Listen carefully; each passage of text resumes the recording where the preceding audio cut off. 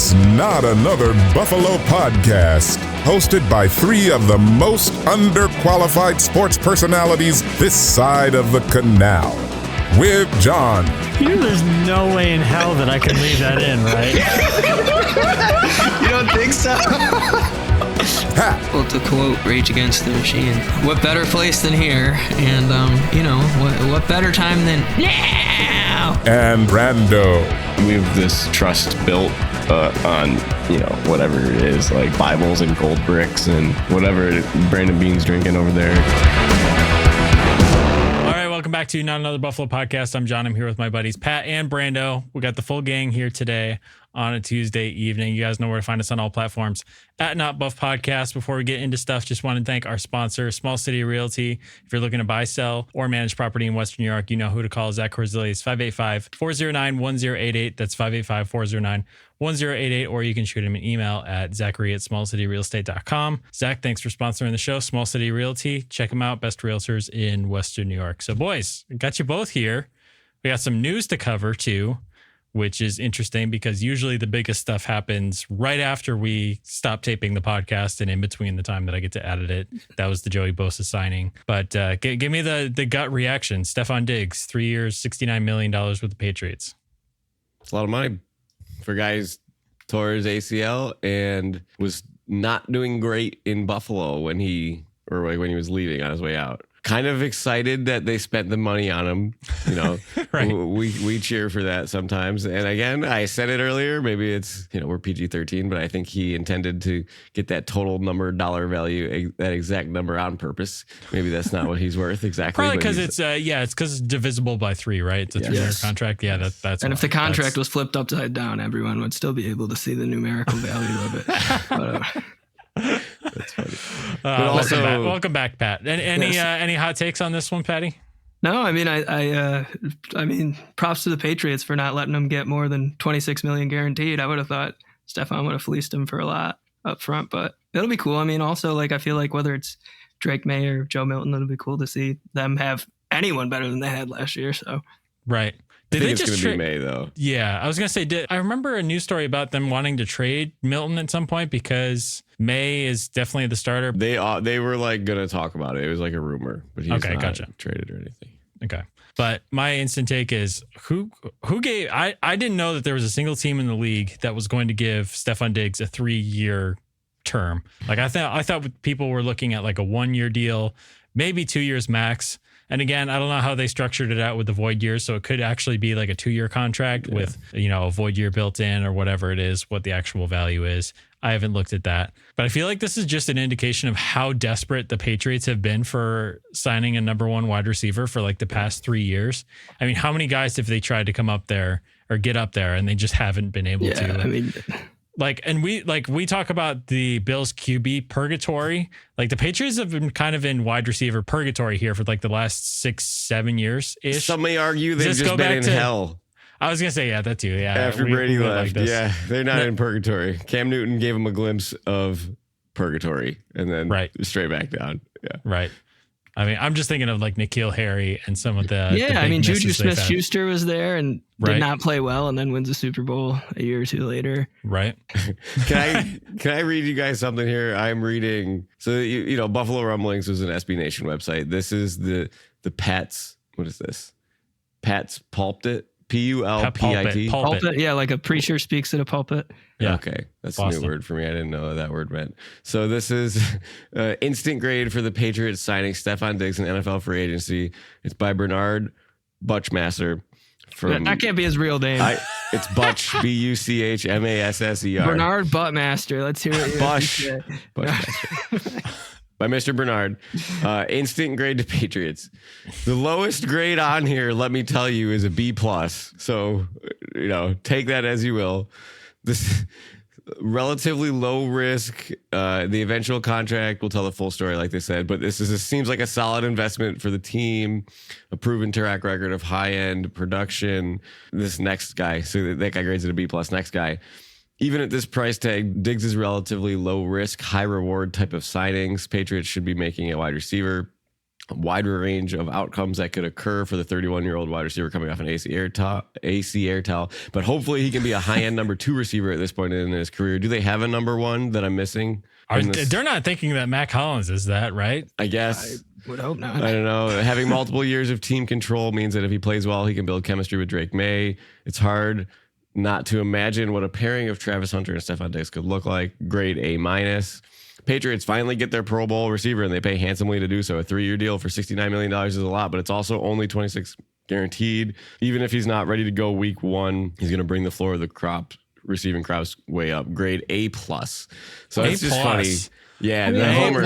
These are the same guys that like after the win game were like, that's it. That's the end of the AFC reign for the Bills. Like it must be those same guys. I mean, though, like if you look at it statistically, right? I mean, obviously, I would say it's fair to say that Stefon Diggs is about half the player that maybe 70% of the player that Ja'Marr Chase is, and Ja'Marr Chase is making $40 million a year. So you're looking at Stefon Diggs making, I mean, John is better at math than I am, roughly 65-70% of what Ja'Marr Chase makes. It just sucks because he and T. Higgins just destroyed the market for every team that doesn't want to spend money. But I mean, true. I don't really think there's any downside, especially like if you, I mean, like John said, I'm sure if you're guaranteeing him that first year up front, really, like I'm sure there is some sort of out, and like how much worse could you get?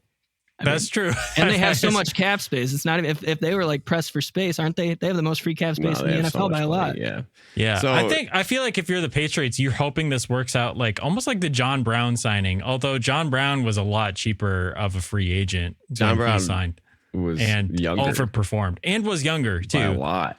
So like I don't know, the one guy on there who said low risk, high reward, I was like, I feel like this is high risk, potential high reward. Like again, like there's always a potential that a player comes back and has that juice, but it's very rare with a wide receiver who's not like, you can see it sometimes with the big lanky wide receivers because they can still make the contested catch. But for like a guy like Diggs, who's a precision route runner, who isn't the speediest guy, but does kind of rely on speed in a lot of ways. Yeah. I don't know if he loses a step either because of his age or his ACL, then I don't know. It's interesting because I would say a guy like Larry Fitzgerald is not that lengthy, huge dude. He's more of a technician, route runner guy. Diggs, he had a very long career, right? And Diggs never was a blazer speed wise guy. He was he got shifty. Open with his shiftiness and his route running ability. Whereas a guy like Randy Moss, how did his career end? Do you remember? I don't. So just one of those things. Who knows what he's going to do? Well, I'm pretty sure he lost in the Super Bowl, I want to say. Did he retire after that? I don't know.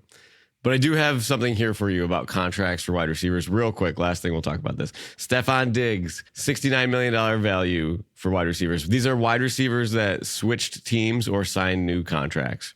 Guess who the next highest contract is for a wide receiver with the same amount of time left on the contract that switched teams this offseason?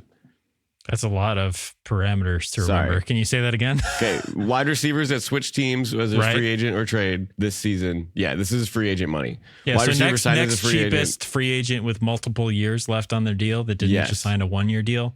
I can't keep track of which guys signed 1-year deals and which ones signed This is just deals. Average per year money. Average per year? Yeah, so I have average per year. I have total value, total guaranteed.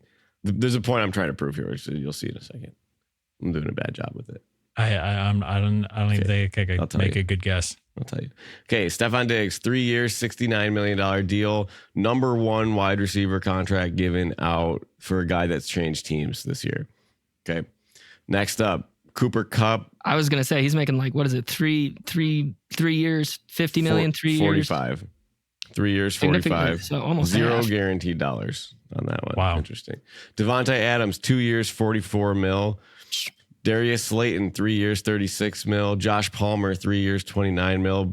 Brandon Cooks, who has been a decent amount more productive than Diggs was last year. Health, right? Whatever. The guy doesn't age, right? So 2 years, $13 million. Mac Hollins, 2 years, $8 million. So anyways, Diggs got the biggest deal by $24 million as a free agent. For somebody coming off an AC air towel. So shout out to his agent is what I'm trying to say. It's like, an good ACL job. tear? ACL tear. Yes. Yeah, that's right. It's a tough one. Yeah, I was gonna say that. I'd almost rather take Cooper Kupp out of those two guys, like even just where they're at, regardless of contract. Yeah. I don't know. Like again, because there's not the ACL tear wild card sitting in there, but I don't know. I think it's interesting now because with Mac Hollins and Stephon Diggs now on the Patriots, it's like the X you love and the X you hate are both now on the team you hate. So whether or not like how you feel about these guys, it's going to be like exciting. Like those Patriots games got a little bit more exciting. I'll never like beating the Patriots never gets old, right? No. But those games definitely got more interesting this year.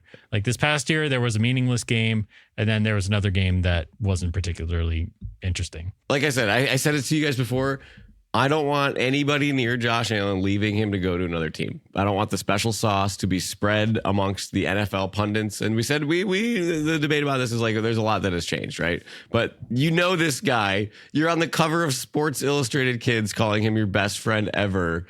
Like, you know, those intimate moments that you have with buddies as buddies. Like you'd be like, yo. It'd be like me seeing you 30 years from now, John, never speaking to you again. Be like, yeah, we did 268 podcast episodes together. But I mean, in all fairness, though, too, if you went from Case Keenum and Kirk Cousins to Josh Allen, you would think Josh is the coolest dude of all time, just because, like, in reality, we're hanging out with two squares. I mean, so it's hard to, you know. Hey, Case Keenum does a great job in that backups commercial. He does. That van. Yeah, that's not an easy 3-point turn there with a trailer and a van. So. But I don't know. Point of the story, you know, Ken Dorsey didn't matter that he left and went to Cleveland because he got canned, right? Again. And then Brian Daboll, we'll see Russell Wilson, quarterback now. That's news today. Interesting. We'll see how that goes. So Giants QB room right now, Tommy DeVito, Jameis Winston, and Russell Wilson. What a mix. What do you make of that? Pat, it should be a reality TV show. I mean, right? Honestly, but I Hard Knocks again. I mean, I guess maybe you think that iron sharpens iron, but to put it in Skyrim, like copper I was going to say sharpens copper. I was going to say, yeah, in Skyrim you might say copper or bronze sharpens bronze or lead dulls lead. I guess I don't know. Right, lead dulls lead. That's funny. No, I think they'll be good though. I mean, honestly, if they didn't play in such a tough division, I'd say that they'd be all right. But my hot take is, after this, I don't want to overreact. I'm not an overreaction guy. I feel like the scale is tipped towards. I think Brian Daboll and Joe Shane might be on their way out after this year.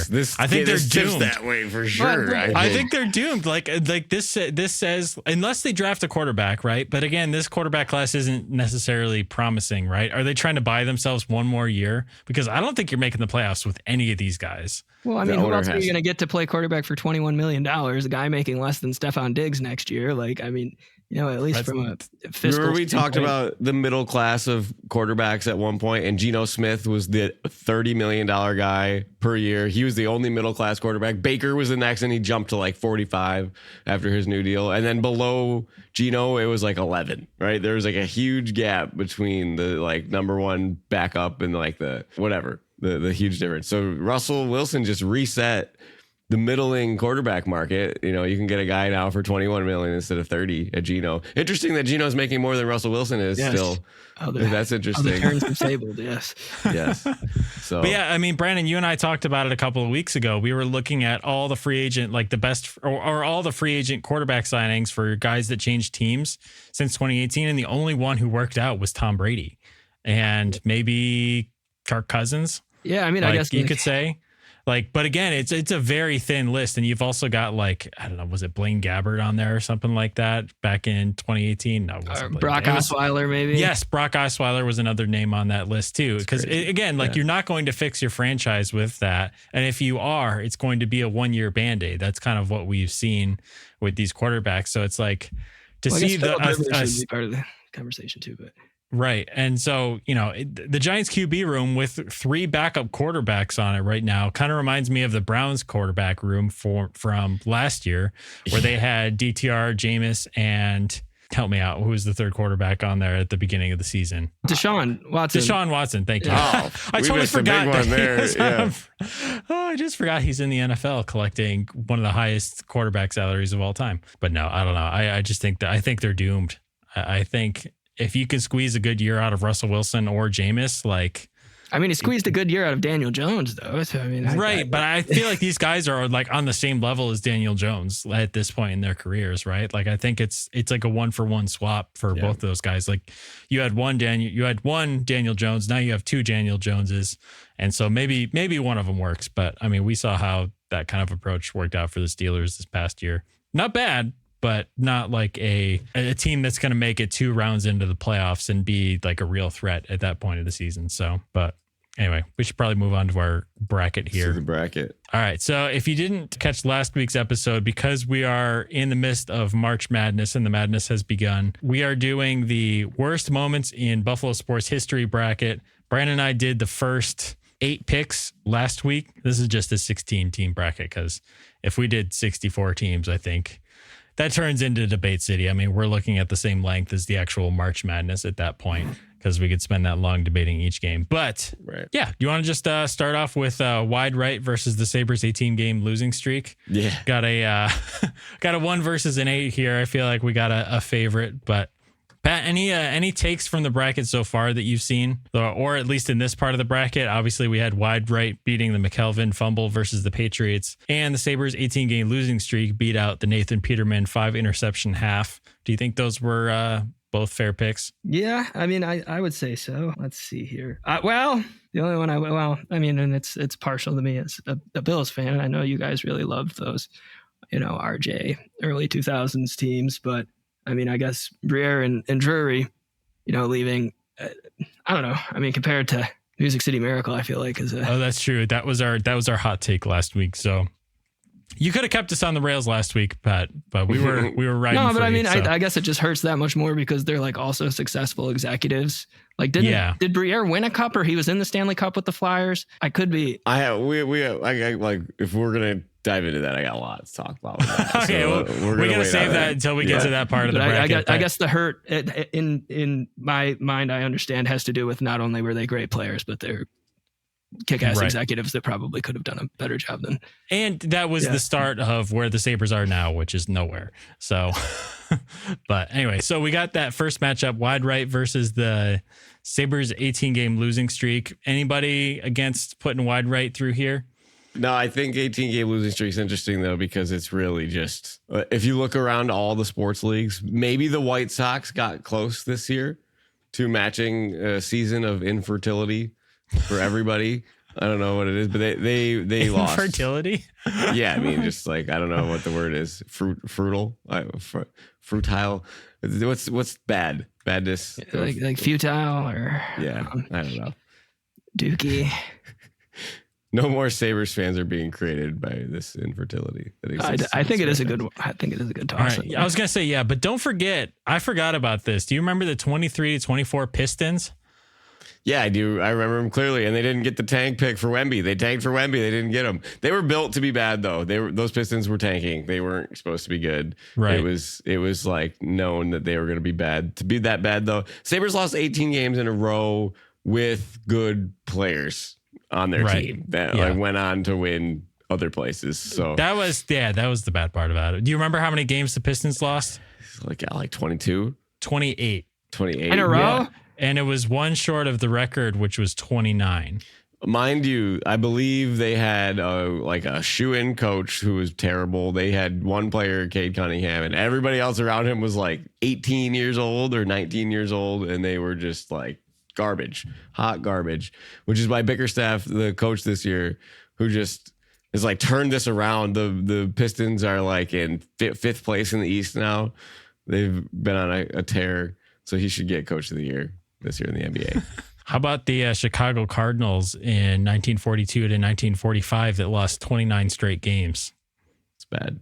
Do you want to know something cool, though, about that team and the Pistons? There's two commonalities that they had for those teams.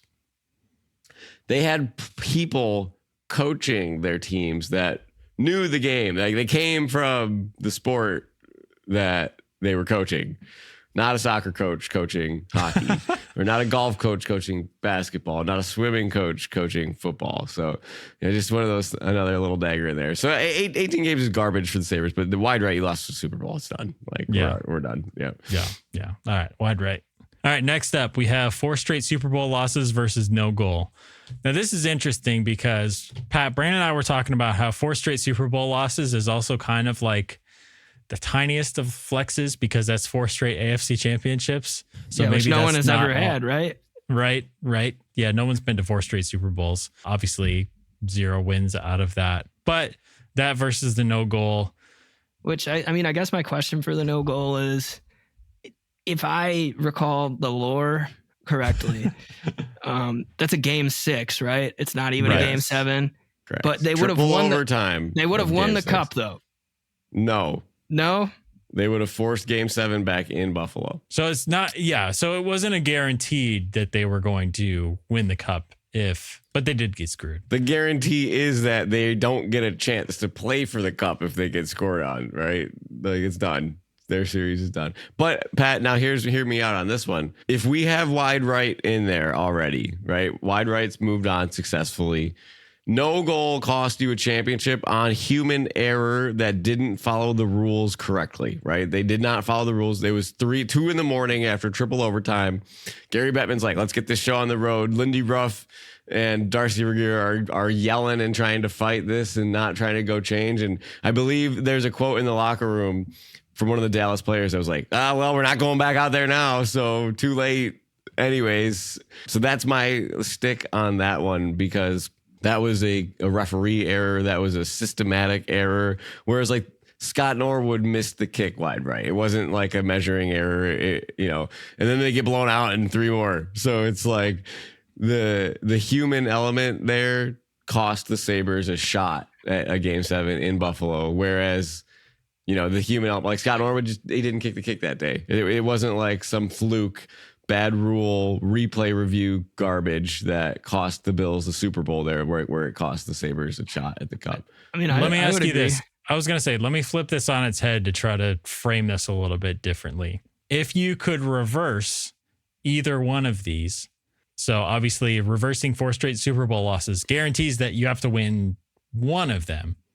So Bills win a Super Bowl in the 90s versus no goal getting called off. Which one do you reverse? That's definitely the Super Bowl, but that's right. That's a huge. Again, yeah. There's layers. You're reversing Scott Norwood's kick, but it would be like if Scott Norwood. It would be like if Scott Norwood came back and played for the fucking New York Giants and then kicked a game winner against us. Like, I still think the moral of the story is like if you had a better kicker, you would have a Super Bowl, right? The Bills or the Sabres don't have to have anything different.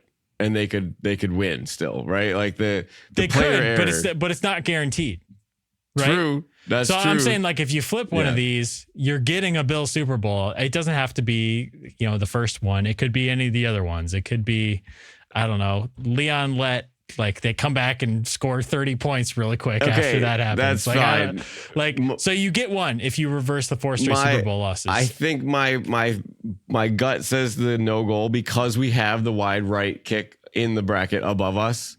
So like to have 4 straight Super Bowl losses and wide right, I feel like it's a little redundant in the 2. Whereas like we could argue wide right with the no goal, I think better head to head than you do 4 Super Bowls. That's true. I also wonder how meta the discussion would get if we're wondering, okay, what's worse, losing 1 Super Bowl or losing 4 Super Bowls? It's definitely losing 4.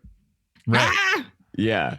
I think definitely losing 4 Super Bowls. Think about all the hype worse. that goes into those other 3 seasons. Do you remember the people here in the documentary? They're like, we don't want to go. We're like, we don't want to be in this 4th Super Bowl. Like, we don't want any part of it. There's people that said that. It's in documentary. Four Falls of Buffalo. Yeah. The woman I work with said the same thing. She's like, we didn't even want to go to the 4th Super Bowl because we're just going to go lose. So it's whatever. We go to the first 3. And at this point, it's like, why are we doing this to ourselves? But I like that thing you said, though, too, about like there being an aspect of officiating error that like stings that much more with, I mean, I feel like we can't really put 4th and inches into this bracket yet. Maybe next year. It's on this bracket. It's on the bottom of this bracket. Yep.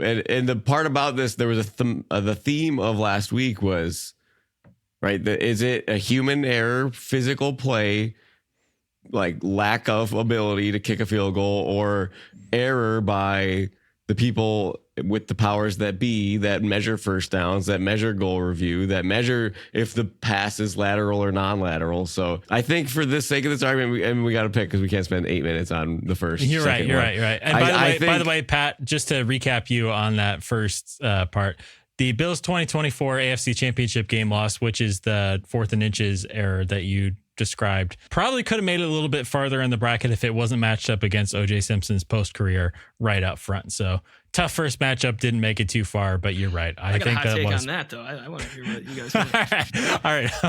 Hold it in. So what do you think, John? You think what do you want to do with this one? I don't know. I'm fine with doing no goal for this one just because you're right about the redundancies. And again, no goal was something that was out of your control and was frustrating. And it was just like, it was as if, the whole Kansas City Chiefs, what's his name, being offsides. Kadarius Toney. Oh, okay. Remember when Kadarius Toney was offsides and they had that super cool play and it got called back because of that? So like the equivalent would be like he was offsides and they decided to pick up the flag because it was a cool play.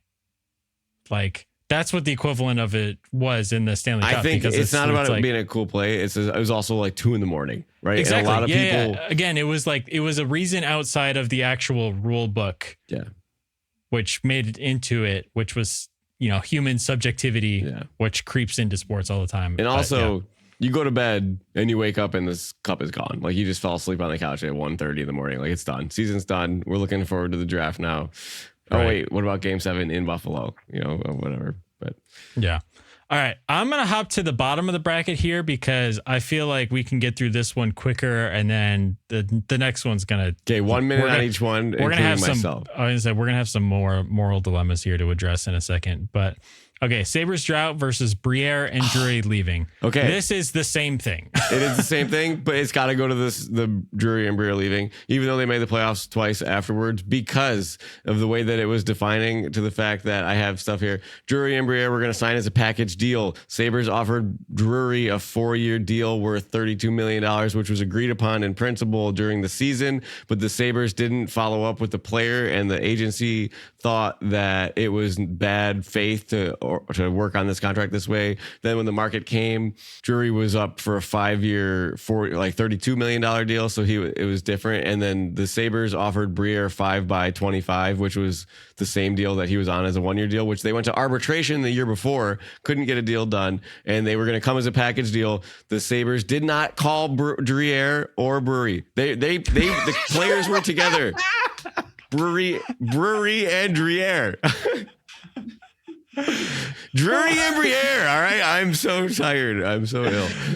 They didn't call them until like June 26th, which is 3 or 4 days before free agency. And at that point, Briere said, we're going to test free agency. And Chris Drury never called it back because they didn't negotiate in good faith. And they tried to get Drury over Briere. They tried to get one, and they weren't going to come as a single player. They wanted to come as a package. They wanted to keep the core together. They thought they were going to win. They didn't, and that's how it went down. And Briere is very upset about it. He went on the podcast with After the Whistle with Greg Gervais and Andrew Peters. His quote was, "The thing is, Drury and I wanted to play together. We wanted to keep the team together. If one of us was going to sign, we were going to come as a package, but that just didn't happen." So anyways, yeah. I want that to be the next one, but it's fine. I'm fine with that. I agree. Like that's just what could have been is very much more upsetting with it because the Sabres drought. It's like you could have made the playoffs and lost in the first round all these years too. Which they did after those, and that'd be just as good as not making the playoffs for 12 years. Almost. I say almost as good. Like watching those games would be fun, but like you're getting max 7 extra games. The revisionist history is also interesting as a Red Wings fan on my side because the Wings go to 2 finals in a row after that season. They win the Cup in 2008. They lose in conference finals. They lost in the finals. The Wings lost the year that Briere and Drury lost in the conference finals. Also, they were set to play each other for the Stanley Cup. So it was like these 2 teams, the whole history of the NHL might change. The Wings get their 4th cup in a dynasty run in 2008, whereas like the Sabres could have won. I think the Sabres could have beat them. So it's interesting. History, Crosby doesn't get his cup maybe, the Penguins, the Blackhawks that go on their little 3-cup run, all these things. The Flyers make it there with Briere. Anyways. All right. So this is the moral dilemma that we have here. One of the worst memories of our generation, or one of the biggest tragedies of the generation before us, which was O.J. Simpson's post-career. So we have 13 seconds versus O.J. Simpson's post-career. Pat, we're going to tap you for this one. What's your take off the bat? Well, what if I told you that James Cameron's first pick for the Terminator was, in fact, O.J. Simpson? You can look that up. Also, if you like the Naked Gun movies, he's pretty funny in those. But we all know what the choice has to be. Do we? Yes. I think it's life OJ. destroys life. You got to pretty much escalate that one to the top. This is a hard one, but I agree with you, Pat. I think 13 seconds is the most painful moment of my sports career and all of the careers of ever. But we weren't alive to experience all the OJ stuff. Worse than Fourth and Inches. Definitely. Yeah. It's worse than Music City Miracle. It's worse than everything except No Goal and Wide Right. Spoilers, I think, for the bracket. But I think O.J. Simpson's post-playing career is that much worse than 13 seconds loss. You name it. Bad. Like I said, he was nice to me though when I met him. But man, and I'll go to my grave thinking that OJ had CTE for sure. Like, and even by his own admission, he suspected that he had it. He never got a brain scan or anything like that to confirm. Also, his family decided that they didn't want any of that happening after his death either. He was cremated, so they never studied his brain or anything like that. But I think if you played 10 years in the NFL, I think you had it. In the 70s as a running back. Yeah. And how many carries is he getting in a game? A lot. So all of them. Do you walk out in the rain and get wet? Right. I don't know. So. All right. O.J. Simpson post-career taking down 13 seconds in a very 13 seconds like way with two Titans going at it in the divisional round of this bracket. So anyway, all right, we got some interesting seeds left on the board. We have 1 seed Wide Right versus 4 seed No Goal, and we have 6 seed O.J. Simpson post-career versus 15 seed Briere and Drury leaving.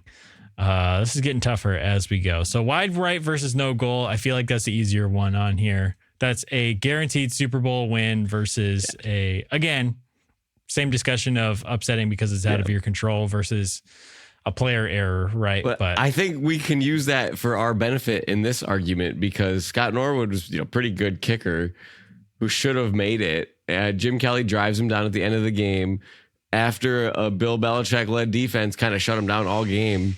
He still gets enough yards to get Norwood into makeable range, and your guy just doesn't do it. I mean, which one would you rather lose by? I feel like losing by your guy not being good enough, you can handle it, and losing by a human. I mean, but again, you're not the Super Bowl guaranteed is the flash card here because the Sabres were going to get an opportunity in a game 7 and the Bills would have won the Super Bowl. So I think that's the trump card.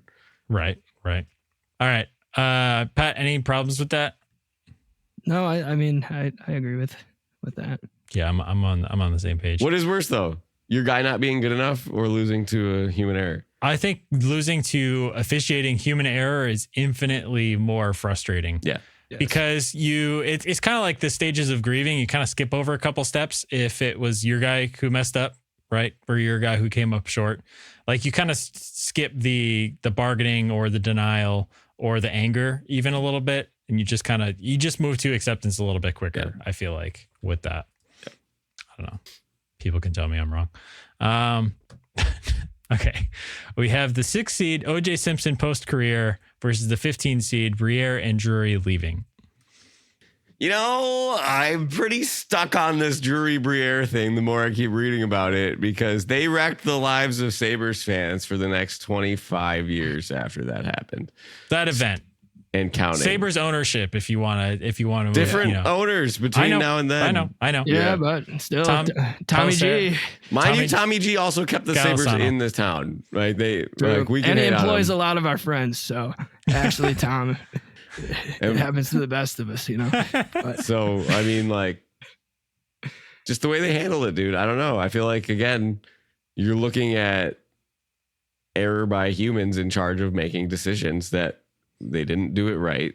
It wasn't handled with class. You're two icons. The guy's played 220 games, 235 points in the games, more playoff games, whatever. I don't know. Leadership. Drury's goal against the Rangers, his hit against Ottawa, bloody face on the ground, and you can't get this guy to come back and offer him fair value, and you're arguing over a couple $1 million over 5 years to put your franchise in a hole. I mean, OJ.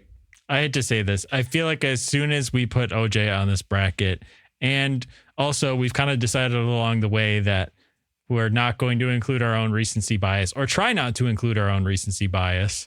And then also, like, it's just, I feel like that's the, I don't know, Pat, give me the best Yu-Gi-Oh card you could ever have. Yeah, I don't know, like a first edition. Yeah, probably Exodia or like a first edition. You win if you have all 5 pieces of Exodia. I feel like that's what this is. I feel like this is, you put anything up against it and you're not going to, somebody can, anybody on the debate team who wants to use a moral compass as their arguing point is going to have no problems winning this debate, no matter what you put up against it. He killed somebody, all right? But okay, this is where I feel like we're acknowledging that it's bad, right? I mean, no one's sitting here and saying like, oh my God, like OJ's a stand-up guy. But like, if it comes down to identity, right? OJ Simpson is from California. He goes to USC. He lives in California during the time of the murders. He's an actor. He's a broadcaster. Is he really a Buffalonian, or just someone who worked in Buffalo and was really good at his job? Right? So it's not necessarily a reflection of our city or his playing career, although you did say that could in part have impaired his judgment. But really, is he a Buffalonian? I mean, once a Bill, forever a Bill, apparently. But except for OJ. I was going to say. But is he really immortal? I mean, yeah, he won the MVP and stuff. Or is he just a guy from California that came to Buffalo, played really well, returned to California, did other things very far removed from Buffalo Bills content, and then killed someone? There's also some collateral damage to talk about in this as well. But yeah, no, it is interesting because I feel like that's a debate that we should have had before we put it on or off the bracket. That's a good because this is worst events in Buffalo sports history. Are those events part of Buffalo sports history? I don't think if you bought a book about Buffalo sports history, they would have a chapter on the white Bronco. Okay. Would they? Yes, absolutely. I think. Okay, well then, that tragedy, that book I was telling you about had a thing about OJ in it. Now the question is to go with Pat's point here. Okay, we look at players. What team do they get inducted in? Is LeBron James going to go into the Hall of Fame as a Cav? Probably, right? Cleveland Cavalier is, who else? Whatever. Anyways, point of the story is OJ Simpson is getting introduced on our podcast. We have him. He's alive. It's 1975 or whatever.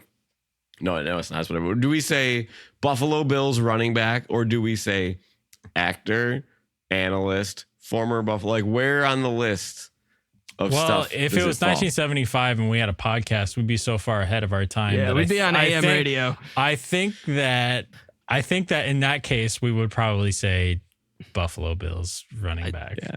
But even you know what I'm saying though, is like, what is his defining moment? Probably that 73 NPC. Oh my God, I feel you, dude. Brewery and Trier, bro, honestly. But no, I think that's a good point though, Brando. Other than that MVP and like that 2,000-yard rushing season, which I believe is the same year, right? Like, what else is his crown jewel? One wild card playoff win, like first rusher to break 2,000 yards, right? Well, that's what I'm saying. Like, I'm pretty sure that's also season, 73, right? Yeah, or his MVP. So yeah, which is an insane accomplishment. But also the collateral damage that I forgot to circle back to is without the OJ events playing out the way that they did, the Kardashians would probably not be famous at this point. Do you guys remember that causational thing we used to talk about? Yeah, that's interesting. Rob Kardashian was, involved in representing OJ or was friends with his lawyer or whatever. Obviously, that leads to all this stuff. So if you wanted some extra fuel to put this over the top, I don't know. Nah, you can win this argument by just by saying OJ murder trial. Like, that's all you got to say. But like, well, just to throw one more. piece of charcoal on the fire. Don't say he didn't do it. No, I'm not going to say he didn't do it. He was a good. No, the glove didn't fit. No, I'm not saying that. And I'm not saying that Jackie Child's a caricature of Johnny Cochran isn't an amazing character. But what I guess my thing is that, like, honestly, though, do you lay in bed at night and think about what could have been if Drury and Briere stayed signed on the Sabres, or if, I don't know, Levi Wallace isn't trash and Leslie Frazier isn't, walking around with his tail in between his legs? Is that what keeps you up? Because I guess it comes down to, like, this list is for us. We're not speaking for the people in general because we can't. And so I don't lay it. I mean, obviously what happened is terrible, and I'm not going to sit here. We all have a lot going on in our lives, but I don't lay awake every single night. And I'm like, oh my God, I can't even watch the Bills because all I can think about is OJ and that, so. But I think of that when I watch the Sabres, and I bet against them tonight, and I'm like, this team is garbage. They lost another player who's put up a point up against them already tonight. It's like this team hasn't done anything since then. Since before then, they lost Hasek, they lost Drury and Briere, they lost Sam Reinhart, they lost Jack Eichel, they lost Ryan O'Reilly, they lost Dylan Cousins now, they lost Brandon Montour, they lost Evan Rodriguez, they've all won Stanley Cups, everybody except Dylan Cousins on there. Anyways, no, that's not true. But and to your point though too, Brando, like, I feel like this, you have Drury and Briere leaving is like, I mean, you look at the late 90s, you got Thurman leaves, Andre Reed leaves, Bruce different. Smith These guys leaves. were in the prime. They were, that was tail end of their career. They didn't do anything when they weren't Bills. But like you said, prime of the, that would be like if Josh was like, all leaves right now because we didn't want to pay him. And we wouldn't have a conversation with him. Because Dominic Hasek, I mean, obviously they made do with Ryan Miller, but still, like, I mean, that Hasek played for this team for 11 years, and the best they did was losing an no-goal game. So it's like, sorry, that's loud. No, but it's like, and then he wins the cup the next year with the Red Wings. The next year, he did it. He was the first one to do it. He's the GOAT. He's the GOAT, greatest goalie of all time, and it's not really an argument. My grandma Connie knew him too. She got to go to that first Stanley Cup party. Honestly, I wish I had asked her more about it when she was alive. But Pat, you brought me back to Drury and Briere. Just wrecked this city. No, we're dude, lose honestly, our hockey team because of them. They didn't sign him back. Push it down the list. We got to make a vote here, Pat. Yeah, Drury and Briere, keep them. You guys voting Briere and Drury over O.J. Simpson's post-career? John, now you say it like that. You got me back on the O.J. side. I don't know, man. That's what I'm saying. The Sabres because of that, though. Let's say we never make it back. I mean, obviously, like you said, you have that. What is it? Pat Coletta, and I can't think of who else is on that 2011 team. Tyler Myers, whatever. But like Tyler Ennis. So like, but you think about it. You're right, dude. Like, you make the playoffs 2 more times in the next 20 years after they leave, and the franchise could potentially go. And we have Terry Pagula with our ownership group here. I don't know, Pat. You're making me. You gotta think we're one of the original 8, aren't we? I could be talking. No, it's original 6, but that's the original funny. 6. Okay. Also, yeah. Don't do it. Don't do it. Oh, that's so sad. Oh my God, that's funny. Yeah. So I don't know. I would go with the 2007 playoff intro video. Oh my God. I can't even look at it. I'm gonna send it to you, Pat. You've seen this. You've had to have seen this. I didn't really watch a lot of the Sabres. I just remember that Ottawa Senators game, really, on Easter, and that's about it. But I'm hurt. I picked Drury and Briere now. I'm doing it after we saw this. All right. If you guys are both on Brewery and Drury, as we've renamed them, then my vote does not count. So I don't have to. This is great. I get to abstain because if my vote doesn't make a difference, then I don't have to make a moral stand in any direction. So we are left with our number 1 matchup of Wide Right versus Brewery. Brandon, you're going to permanently mess me up from that. I'm sorry. Briere and Drury leaving. So what do you guys think about saving this last debate for next week? Getting some input on stuff. Maybe a Twitter poll. Yeah. This is a good debate for the last one. I think this is 2 for both of your franchises here who have seen dark times. I mean, the Bandits are great. So, and the Braves are no longer here. They saw a real tough time. But I think having these 2 as being the final 2 are like 2 of the most impactful moments for these 2 franchises in the last 40 years now. Yeah. Yeah. And it is a dark horse 15 seed with Briere and Drury leaving. So we got a little Cinderella story going on here. So tune in next week. We will decide who has reigned the Buffalo Pain bracket supreme. But I want to get some real good stats on kickers for that one. Tell me what the percentage was. If it's less than 50%, then we shouldn't be that upset. Yeah. Was it like in Pittsburgh, they never made a field goal over 50 yards until like a couple years ago? Right. Yeah. I mean, or you could be Gary Anderson and you make every single kick the entire year and then miss one at the end of the NFC Championship game. So, I mean, at least we're not to that level. Hey, he's in the Hall of Fame, though, isn't he? Yeah. First kicker in the Hall of Fame? Or was that Morton Anderson, I thought. Well, Ray Guy might be. Ray Guy might be the first special team kicker. I mean, at least, I don't know. I am curious to see some stats on. Also, I want to see an interview. Can we pull up an interview next episode of Scott Norwood? I want to see what Scott the person is like before I pass too much. Scott is a great human. Yeah, watch Four Falls of Buffalo. Yeah. All right, well, you guys know where to find us on all platforms at NutBuff Podcast, Instagram, Twitter, Face, Snap, whatever, all of Bill Belichick's favorite platforms. Shoot us a message, shoot us a DM, shoot us an email, Not Another Bills Podcast. What'd you say, Millsbury? I said Club Penguin when you said Club Penguin. Oh my God, dude. Favorite platforms. NABP would dominate Club Penguin. No, we'd be banned pretty quickly. That used to be a great Twitter account, Club Penguin Bans.